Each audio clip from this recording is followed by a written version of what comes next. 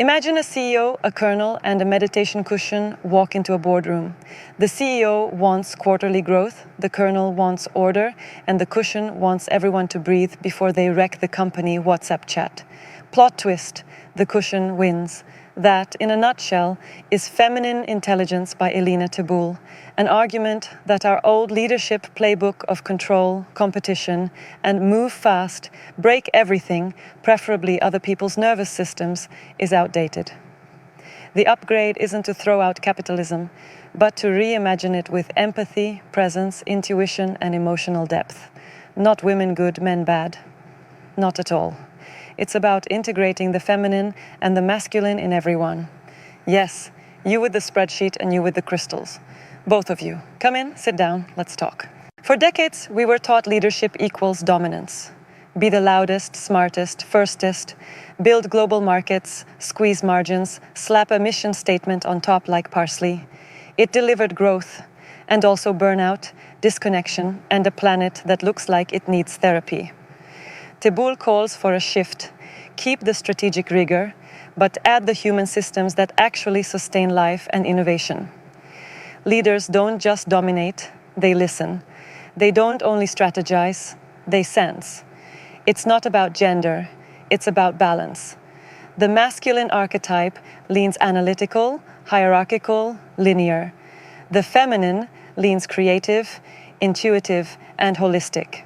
We all have both. The problem is, our institutions worship only one. Case in point, 2003, Iraq. Lieutenant Colonel Chris Hughes is surrounded by a tense crowd. One wrong twitch and everything goes sideways. Instead of escalating, he orders his troops to kneel. 2 minutes of stillness, the crowd calms. No shots fired. That's feminine intelligence, relational awareness over reflexive force. It's not weakness, it's mastery of the moment. The dashboard KPI here is no one died today. Pretty solid metric. Neuroscience backs this balance.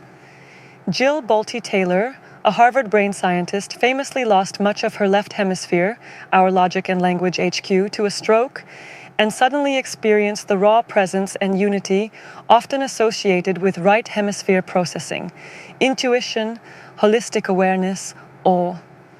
During recovery, she describes immersion in the present moment so complete it makes your best mindfulness app look like a fidget spinner.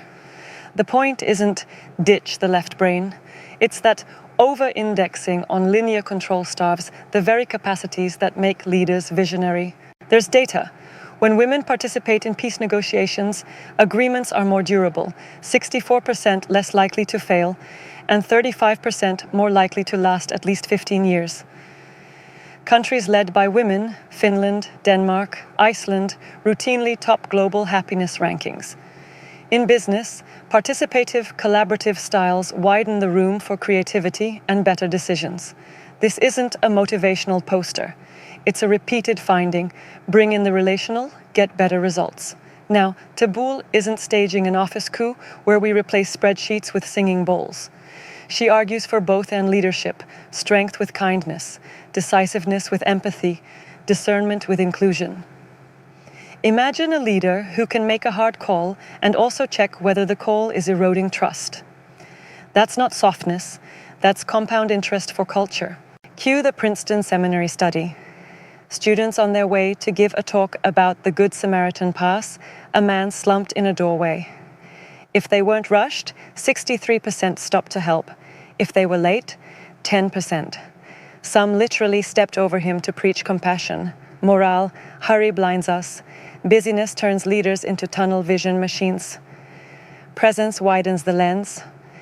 Teboul packages this shift into the true model.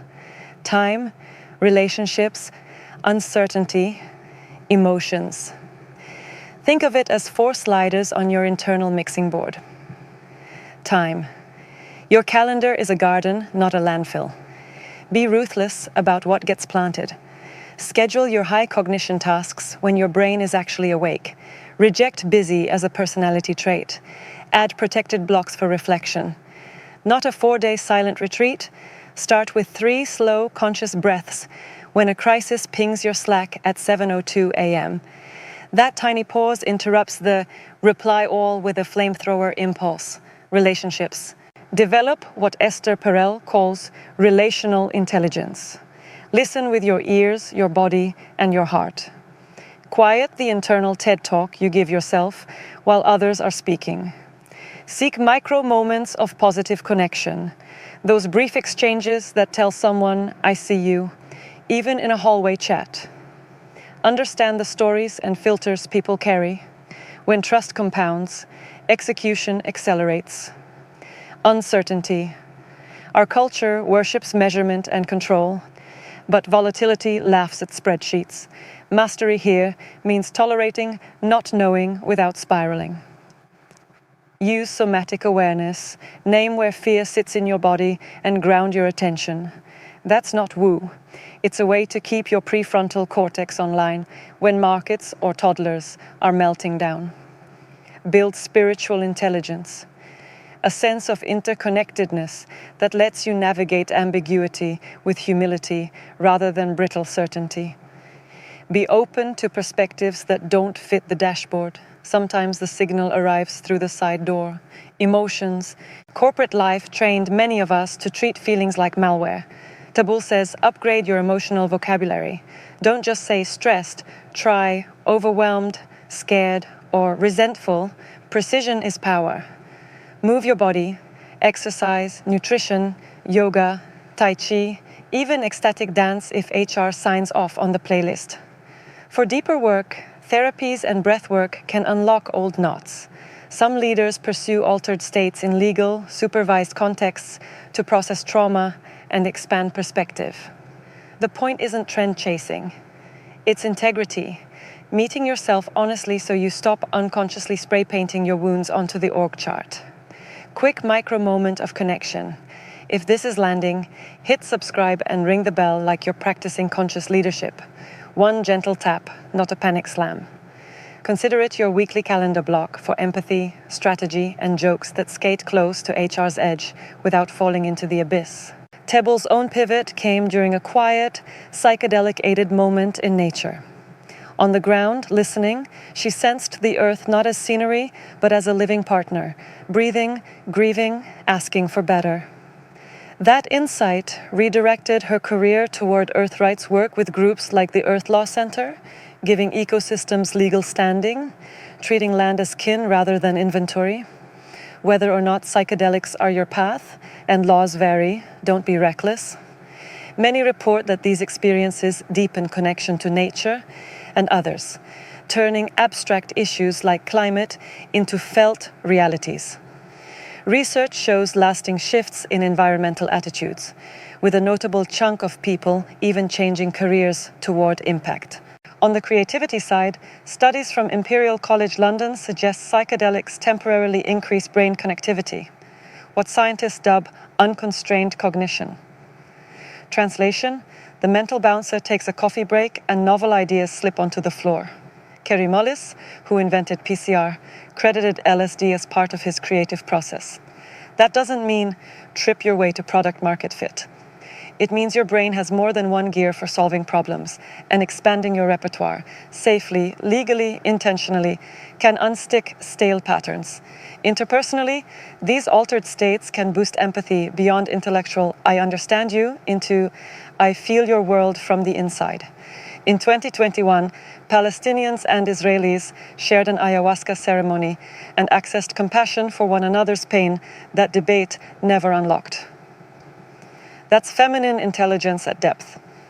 Connection that doesn't require agreement to recognize humanity. But there's a caveat the book emphasizes. Leaders can't connect with others until they face themselves. Altered states often surface repressed emotions, and without support, that can be messy. With the right container, it becomes breakthrough, less performative purpose, more embodied integrity. As David Bronner puts it, these experiences can be boundary dissolving, reminding us how entangled we are with each other and the planet. When your identity loosens its death grip, you lead with more wonder and less fear-based control. Okay, philosophy's great. Show me the receipts in money and policy. Meet Allan Gray. privileged white kid in apartheid South Africa who decided prosperity without justice is a bad joke. In 1984, he tried to donate 20% of his investment firm to fund black entrepreneurs. The regime blocked it. He waited, then launched E-Squared in 2005 to empower black founders, long before impact investing got its glossy slide decks. Over time, ventures like GoOne pushed billions into the economy. Gray structured his company to resist short-termism, no IPO sugar highs, and a controlling interest housed in a foundation that channels profits into education and entrepreneurship. Permanently, that's capitalism with a conscience welded into the cap table. Zoom out to a nation, Bhutan. In 1972, with barely any modern infrastructure, the king said, GDP? Cute. We're measuring gross national happiness. Eventually, they enshrined it in the constitution. Health, culture, psychological well-being on the national dashboard. Countries like New Zealand, Iceland and Finland followed with well-being budgets. That's not anti-growth. It's redefining growth so people flourish instead of becoming productivity confetti. We're in an era of rolling uncertainty, markets, climate, geopolitics, attention spans that expire faster than a TikTok dance. Muscle-only leadership cracks under that stress. The teams that thrive will be the ones led by people who can hold paradox, firm and flexible, analytical and intuitive, fast and unhurried. Feminine intelligence isn't a rebrand for nice. It's a strategy for resilience. How to start on Monday, turn the book into moves.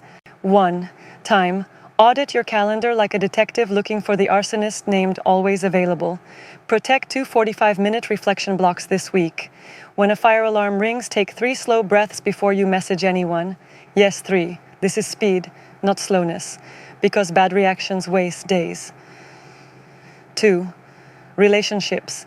In your next one-to-one, aim for 1 micro-moment of positive connection. Ask about the story behind a teammate's opinion. Listen for what's not said. Repeat back what you heard, minus your TED Talk voiceover. 3. Uncertainty. Pick a grounding practice you'll actually do. Feet on the floor before big calls, a 5-minute walk, a body scan. Write down 3 things that are true, despite volatility. Humility is not a bug. It keeps you steering when visibility is low. 4. Emotions. Name a feeling accurately once per day. Move your body. If deeper stuff surfaces, get proper support. Coach, therapist, medically supervised modalities where legal. Your unprocessed history is not a leadership style.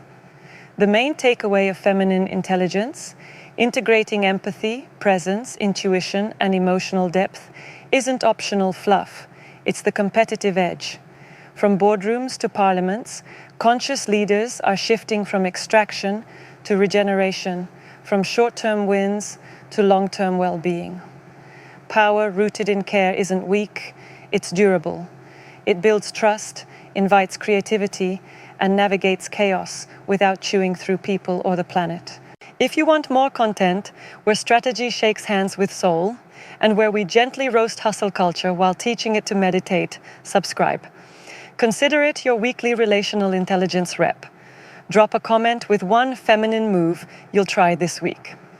Or confess the last time you stepped over a metaphorical guy in a doorway because you were late.